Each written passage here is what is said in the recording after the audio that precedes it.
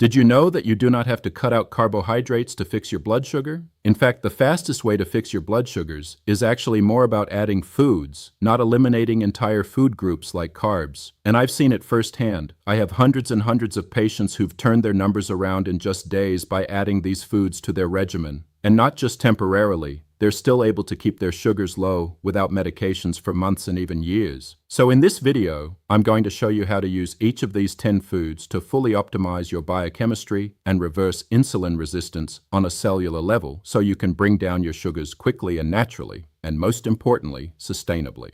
Before I get into the first one, do me a quick favor. If you want more videos that explain the why behind your body instead of just handing you a pill, hit subscribe, give this a like, and leave me a comment telling me what your morning fasting number was this week. I read them, and the age and numbers of this audience genuinely shape what I cover next. So, let's get into it. Here is what almost no one explains to you in a 12-minute office visit. High blood sugar almost always starts upstream with a hormone called insulin. Insulin is the hormone that unlocks your cells, so glucose, that is the sugar in your blood, can get out of your bloodstream and into the cell where it belongs. When you have spent years riding the blood sugar roller coaster, your cells stop answering the door. The insulin knocks and knocks, and the cell stays shut. We call that insulin resistance. Your pancreas pumps out more and more insulin to compensate. Your blood sugar climbs anyway. And the standard answer is a prescription that pushes even more insulin into a system that is already drowning in it. The system makes money when you stay sick, not when you get well. That is economics, not malice. There is no revenue and no time on a short office visit to teach you how food talks directly to your insulin receptors, so I am going to. My name is Dr. William, and every one of these 10 foods does one of 3 jobs. It slows the sugar coming in, it cools the inflammation that keeps your cells deaf to insulin, or it wakes the insulin receptor back up so your own body does the work it was designed to do. You do not have to do all 10 tomorrow. Add them in over the next couple of weeks and stack them. Let me show you the first one. The first food is fenugreek seeds. These are small, hard, amber-colored seeds, and you can find them in the spice aisle of almost any grocery store for a couple of dollars. If you ignore this one because it sounds exotic, you are walking past one of the most powerful blood sugar tools on the shelf, and it costs less than your coffee. Here's what fenugreek does inside you. The seed is packed with a soluble fiber called galactomannan. When it hits the water in your stomach, it swells into a thick gel, and that gel physically slows how fast your stomach empties carbohydrates into your small intestine. Slower emptying means the sugar trickles into your blood instead of flooding it. No flood, no giant spike, no panic dump of insulin. On top of that, fenugreek carries an amino acid that nudges your pancreas to release insulin more efficiently and helps your muscle cells take up glucose. In my own practice, I have watched fasting numbers come down within a week or 2 on this alone. To use it, take 1 teaspoon of the whole seeds and soak them in a glass of water overnight. In the morning, drink the water and eat the softened seeds before breakfast. If the slightly bitter taste is too much, grind them and stir a half teaspoon into yogurt or sprinkle it over your eggs. Start low. This fiber is strong and your gut needs a few days to adjust. Number 2 is cinnamon, and you almost certainly already have it in your cupboard, but the kind you have matters, and most people grab the wrong one. The common grocery cinnamon is cassia, and it carries a compound called coumarin that is hard on the liver in large daily doses. The one you want is Ceylon cinnamon, sometimes labeled true cinnamon. It is milder, it is safer to take every day, and it is the one I tell my own patients to buy. What makes cinnamon work is a group of polyphenols. Those are natural plant compounds that behave almost like insulin themselves. They help your insulin receptors grip glucose more tightly, and they slow your stomach from emptying too fast after a meal. The effect is real, and it is measurable. Research out of the Human Nutrition Program at the USDA found that under half a teaspoon a day meaningfully lowered fasting glucose in adults with type 2 diabetes. If you skip this one, you are leaving an easy win sitting in your spice rack. Use about 1/4 to 1/2 teaspoon of Ceylon cinnamon a day, stirred into your oatmeal, your coffee, or smoothie. The trick is to pair it with a carbohydrate meal because that is exactly when you want your receptors gripping harder and your stomach slowing down. Third on the list is broccoli sprouts, and I want you to pay close attention here because this one is the most underused food in this entire video.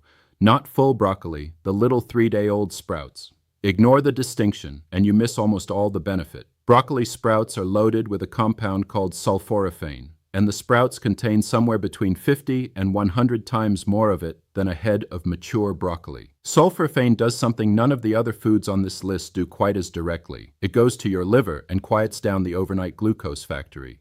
Your liver makes sugar while you sleep, and in insulin resistance, it makes far too much, which is why so many of you wake up with a high fasting number you cannot explain. A 2017 study from Lund University in Sweden gave concentrated sulforaphane to people with type 2 diabetes and brought their fasting blood sugar down measurably, with the strongest effect in exactly the people whose sugar was hardest to control. You can grow broccoli sprouts on your own counter in a jar for pennies or buy them in the produce section. A small handful, a quarter cup, on a salad or sandwich most days is plenty. Do not cook them hard because high heat destroys the active compound. Eat them raw or barely wilted. So far, every food has done the same quiet work, slowing the sugar down or waking the receptor up, and we are only 3 in. The next 4 are the ones that change the meals you are already eating. If a friend or someone in your family is fighting their numbers too, send them this video, because this is the stuff no one sat them down and explained. Anyway, number 4 is the avocado. Most people think of it as a fat to avoid because of the calories, and that fear is costing them. The fat in an avocado is monounsaturated fat, the same family as olive oil, and it is one of the most blood sugar-friendly things you can put on a plate. The reason is simple. That healthy fat and the fiber inside an avocado slow your entire meal down. When you add half an avocado to a plate of rice or toast, you are not removing the carbohydrate. You are putting a brake on how fast it turns into blood sugar. The glucose climbs gently instead of spiking. Over time, monounsaturated fat has also been shown to improve insulin sensitivity, meaning your cells answer that insulin knock a little faster. In my experience, this is the easiest food on the list to make a habit because it makes the meal more filling, and you stop reaching for a snack an hour later. Half an avocado a day is a sensible amount. Put it on your eggs in the morning, mash it onto whole grain toast, or add it to a salad that already has a starch in it. Anywhere you have a carbohydrate, an avocado softens the blow. 5th is chia seeds. These are tiny gray and black seeds, and they punch far above their size. If you have ever seen chia sit in liquid and turn into a pudding, you have already seen exactly how it works in your gut. Chia is one of the richest sources of soluble fiber you can buy. When it meets the water in your stomach, it forms that same thick gel we talked about with fenugreek. And that gel wraps around the carbohydrates in your meal and slows their absorption to a crawl. The sugar releases slowly and steadily, so you avoid the spike and the crash that leaves you shaky and hungry an hour later. Chia also carries a plant-based omega-3 fat that helps calm the low-grade inflammation sitting underneath insulin resistance, cool the inflammation, and the cells start listening to insulin again. 1 to 2 tablespoons a day does the job, stirred into yogurt, dropped in a glass of water with a squeeze of lemon, or blended into a smoothie. Give it 10 minutes to gel before you drink it, and drink plenty of water alongside because all that fiber needs liquid to move. Number 6 is fatty fish, and I mean salmon and mackerel specifically. This one does not work by slowing your meal down. It works on the deeper problem, the reason your cells went deaf to insulin in the first place. Insulin resistance is driven in large part by chronic inflammation. When your body is quietly inflamed year after year, that inflammation physically interferes with the insulin signal at the surface of the cell. Salmon and mackerel are loaded with 2 omega-3 fats, EPA and DHA, and these are among the most powerful natural anti-inflammatory compounds we know of. They lower the inflammatory signals, the cell membrane gets healthier, and the insulin receptor starts working the way it is supposed to. In my 15 years of practice, the patients who eat fatty fish twice a week consistently have calmer, more stable numbers and better blood pressure to go with it. Aim for 2 servings a week, about the size of your palm each. Wild salmon, mackerel, sardines, and herring are all excellent. Bake it, grill it, or buy it canned if that is easier on your budget. Canned mackerel and sardines are some of the cheapest, most powerful foods in this entire video. 7th on the list is walnuts. Of all the nuts, this is the one I point my patients toward first because of what it does for the lining of your blood vessels and for your insulin at the same time. Walnuts are rich in polyunsaturated fat and the same plant omega-3 found in chia. That fat improves the function of your endothelium, the thin lining inside your blood vessels, which is one of the first things high blood sugar damages. At the same time, the fat, fiber, and protein in walnuts blunt the rise in blood sugar after a meal and have been shown to lower fasting insulin, which is the number underneath your blood sugar that tells you how hard your pancreas is straining. Eat a small handful as a snack instead of crackers or a cookie, and you have taken a sugar spike and turned it into a flat line. A small handful is about a quarter cup or 7 to 10 whole walnuts. Keep them raw or dry roasted, not the candied or honey-coated kind. Use them to replace a processed snack, not to add on top of one. Number 8 is eggs, whole eggs, yolk included. For years, people were told the yolk was the enemy, and that bad advice pushed folks towards sugary breakfast cereals that were far worse for their blood sugar. Let me set that straight. A whole egg is almost pure protein and fat with virtually no carbohydrate, which means on its own it barely moves your blood sugar at all. But the real magic is what doctors call the second meal effect. When you start your day with eggs instead of toast or cereal, you steady your blood sugar not just at breakfast but all the way through to lunch. You walk into your next meal with calmer numbers and a smaller spike. The protein and fat also keep you full, so the mid-morning cravings that send you toward the cookie jar quietly disappear. In my practice, swapping a cereal breakfast for 2 or 3 eggs is one of the single fastest changes I see on a morning glucose reading. 2 or 3 whole eggs in the morning is a solid target for most people. Scramble them, boil them ahead for the week, or fold in some spinach. Put that avocado from earlier right on top, and you have built a near-perfect blood sugar breakfast. Number 9 is apple cider vinegar, and this is the one with the fastest visible effect on a glucose meter of anything on this list. If you have a meter at home, you can watch this one work tonight. The active ingredient is acetic acid. It does 2 things at once. It slows your stomach from emptying, so the carbohydrates in your meal arrive in your bloodstream gradually, and it helps your muscles pull glucose out of your blood and use it for fuel. The research here is strong. Work led by Dr. Carol Johnston at Arizona State University found that a tablespoon of vinegar before a carbohydrate meal lowered the after-meal blood sugar spike by roughly 20% in people with insulin resistance. That is a drug-sized effect from something that costs a few dollars a bottle. Take 1 tablespoon, and this matters, diluted in a full glass of water 10 to 15 minutes before a meal that has carbohydrates in it. Always dilute it. Never drink it straight because the acid is hard on tooth enamel and the throat. And if you take any medication for blood sugar already, talk to your doctor first because vinegar plus that medication can push your sugar down faster than you expect. The 10th food is lentils, and this one proves the whole point of this video. Lentils are a carbohydrate, and they will lower your blood sugar. Here is how that works. Lentils are built from a slow carbohydrate called resistant starch, wrapped in soluble fiber and a healthy dose of plant protein. That combination means the glucose inside the lentil is released into your blood slowly and steadily over hours, instead of all at once. They actually carry the second meal effect too. So, a bowl of lentil soup at lunch gives you steadier sugar into the evening.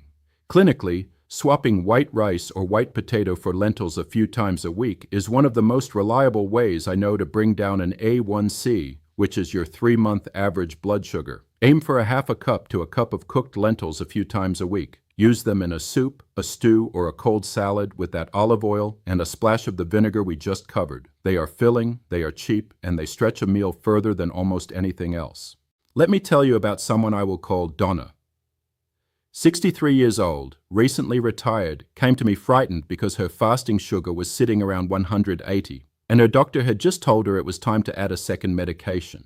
She did not want to spend the rest of her life climbing the medication ladder, and she was scared of where this was heading because she had watched her own mother lose toes and then her eyesight to this same disease. We did not cut her carbohydrates to nothing. We added eggs and avocado in the morning instead of cereal, a tablespoon of vinegar before her bigger meals, lentils swapped in for the white rice, walnuts instead of the afternoon cookie, fatty fish twice a week, cinnamon in her coffee, and broccoli sprouts on her sandwich at lunch. Within the first week, her fasting numbers started dropping. Within 3 months, working alongside her own doctor, she had come down off that second medication entirely, and her A1C had moved from the diabetic range back toward normal. 2 years later, it is held. She did not starve herself. She ate more food, just the right food, and her own body did the rest. So, let me tie all 10 of these together, because this is the reason they work when cutting carbs alone fails. Every one of these foods is handing your insulin its job back without starving you. The fiber foods slow the glucose down so your pancreas never has to panic. The fish, the walnuts, and the chia cool the inflammation that was jamming the signal. The cinnamon and the vinegar walk right up to the insulin receptor and help it grip again. Do that meal after meal, day after day, and the cell that stopped answering the door slowly starts opening it on the first knock again. That is what reversing insulin resistance means at the cellular level. And once it happens, your body holds your sugar down on its own, which is exactly why Donna's number stayed low for 2 full years. Before I give you tonight's plan, I need to draw one clear line. If you are on insulin or a sulfonylurea, one of the older blood sugar pills, these foods can lower your sugar fast enough that your medication dose may suddenly be too high, and that can drop you into a low. So, add these foods with your doctor watching your numbers and let them walk your medication dose down as your body improves. Do not stop any prescription on your own. Bring this list to your next appointment instead. So, here's what to do tonight. 5 simple steps. 1. Tomorrow morning, replace your cereal or toast with 2 or 3 whole eggs and half an avocado. That single swap changes your blood sugar for the entire day. 2. Tonight, soak a teaspoon of fenugreek seeds in a glass of water and drink it first thing in the morning. 3. Buy Ceylon cinnamon, not cassia, and start a 1/4 teaspoon a day in your coffee or oatmeal. 4. Before your biggest carbohydrate meal tomorrow, take 1 tablespoon of apple cider vinegar in a full glass of water 15 minutes ahead. 5. This week, swap white rice or white potato for lentils at least twice and put fatty fish on the menu 2 nights. Stack these in over the next 2 weeks. You are not removing the foods you love. You are adding the foods that protect you.